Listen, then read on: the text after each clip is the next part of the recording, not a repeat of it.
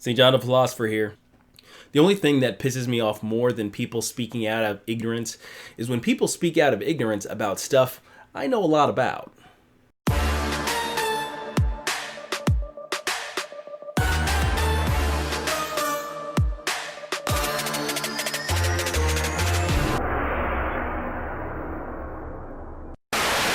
Last Monday, while the president was convalescing at Walter Reed Hospital due to COVID-19, he unleashed a bit of a Twitter storm listing in separate tweets reasons to vote for him in November. As expected, the blue check marks came out in force against everything he said. By now, I've kind of gotten used to the typical idiocy one might get from Trump and his detractors on Twitter, but one thing that really got on my nerves was the response to Trump's touting of Space Force. So in this video, I'm going to talk about the 3 dumbest objections to the creation of Space Force. On some level, I do give a little leeway to people who instinctively chuckle a little at the concept of a Space Force. Society has been waiting for the so-called space age to arrive since humans started launching random animals into orbit. We've contemplated, postulated, and predicted what that would be like, and it's resulted in 2 things. One, that we've been given one ridiculous pipe dream vision of the future after the other, and 2, that we've grown a bit cynical about any of those things ever becoming a reality at all, let alone in our lifetime.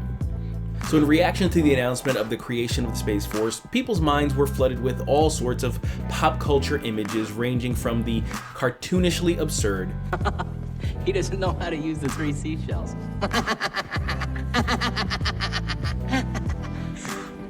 to the unrealistically bombastic. I'll even admit to allowing dreams of Battlestars to dance in my head. But movies aren't reality, folks. Here's the thing. We've pretty much had a Space Force since 1982. It was called the Air Force Space Command, and it's the legitimate battlefield support organization within the Air Force that has now become the US Space Force. It's not like this is a new concept. Back when the use of aircraft in warfare was still a new thing, what would eventually become the Air Force existed as a division of the Army, bearing a number of names and organizational structure over the years until it was finally given independence shortly after World War II. Space Force is just the next step. We're going to pause right here just to remind you that if you like this content, smash that like button, subscribe, hit the bell for notifications, and when the videos come out, be sure to give it a view and a share and get your friends in on it. It costs you nothing, but it means a whole lot to the growth of the channel. I suppose it stands to reason that given the ignorance about the existence of the Air Force Space Command, that these same people wouldn't know why it existed in the first place. But it's also not that hard to wrap your head around if you gave it more than 2 seconds worth of thought. We are constantly surrounded by technologies highly dependent on satellites. Important parts of TV, telecommunications, internet, GPS, and not to mention the infrastructure used to coordinate US military assets around the globe are all space-based. With the advent of anti-satellite technologies and cyber attacks like those that have recently been seen coming out of Russia and China, it wouldn't just be dumb to ignore that vulnerability and the emerging threat it faces. It would be a dereliction of duty. Imagine the havoc that could be wrought across the country if the internet were to wink out just for one day. Imagine COVID lockdowns without broadband. For some reason, the same people that freak out when the Wi-Fi signal is a little weak at Starbucks can somehow pretend as though the orbiting assets that make it all possible don't need someone keeping them safe. Come on, man. Besides being a militarily smart force to have, it also makes sense to finally be spinning it off into its own branch. As of the National Defense Act for 2020, which authorized its creation, the head of Space Force gained a seat on the Joint Chiefs of Staff, as well as a separate line item in the Pentagon's budget.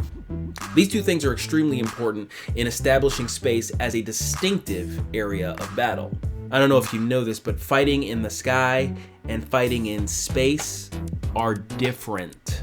It also ensures earmarked dollars specifically for developing and acquiring the personnel and equipment best suited to accomplishing the unique mission of the Space Force. Further, it must be said that this is an incredibly foresighted thing to do.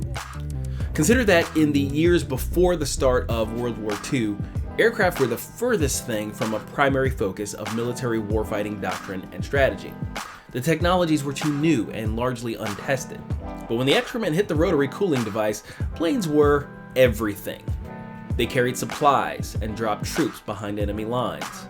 They attacked ships at sea and tank columns on land. They attacked whole cities and other planes too. And when the dust finally settled after millions of dollars had been spent on desperate and ultimately fruitless experiments, after absorbing thousands of possibly avoidable casualties, America established an organization dedicated to controlling the skies. This kind of thing has been repeated in microcosm all throughout history, where nations have been caught using the philosophies of the past war in a conflict with different rules, and only after being punched in the mouth a few times does it make the proper adjustments. In this case, we're actually making these moves before that next conflict. We're anticipating the threats and preparing for them. If you have any semblance of appreciation for the history of warfare, this would be the time to applaud. Last and actually least is this little gem, couched in the dumbest terms possible by our favorite member of the so-called squad, AOC. This level of argumentation is the kind you might get from an ignorant teenager who thinks that since you can drop 20 grand on a car, you should be able to buy that multi-million-dollar vacation home in Spain. It's nonsensical. Defense is one of the few powers the federal government actually has a constitutional mandate to uphold. Yet it makes up only a little over 16% of the federal budget, to the tune of a little over $700 billion for all the branches of the military. Converting to the type of single-payer healthcare system AOC favors, for instance, would, in addition to completely upending a massive sector of the private economy, cost about $3 trillion a year. That's trillion with a T. As for Space Force, given that the total defense budget request for 2021 is nearly $7 billion lower than last year's, you can't even argue that Space Force is something we can't afford. On the contrary, we can pretty much be assured that space and cyberspace will be part of where the next war is fought. We can't afford not to have a branch of the military dedicated to winning those battles. Tell me what you think of this video. What do you think about the Space Force and the future of warfare? Discuss in the comments. In the meantime, be sure to like, subscribe, and share for more videos on religion, culture, and politics. That's all for today. Goodbye, God bless, and we'll see you in another video.